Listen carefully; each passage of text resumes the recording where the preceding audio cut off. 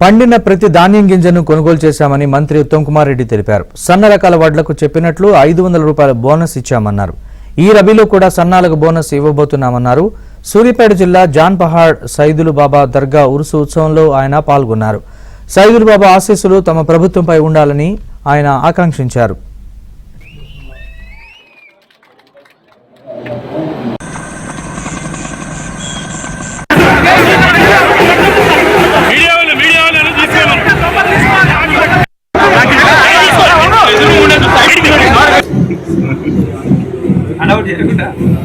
పనులు మొదలుపెట్టడానికి కూడా వారికి విజ్ఞప్తి చేస్తున్నా.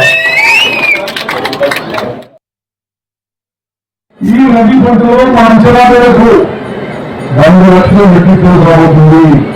పండిన పంట ప్రతి గింజ ఎంఎస్పీ కొనుగోలు చేసినారు.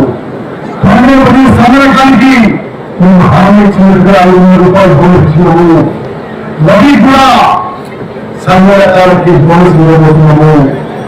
మరి ఈ జాన్పూర్ దర్గా సైదులు బాబా గారు మమ్మల్ని ఆశీర్వదించాలని గతంలో లాగా దుర్గం రాష్ట్రంలో వచ్చి క్రేజ్ ఇచ్చి అది కోళ్ళ ఫారాలకి బీజ కంపెనీలకి రైస్ మిల్లర్లు పనులు చేసి ఎక్స్పోర్ట్ చేయడానికి కాదు, అందరూ తినే విధంగా ఉచితంగా 6 కిలోల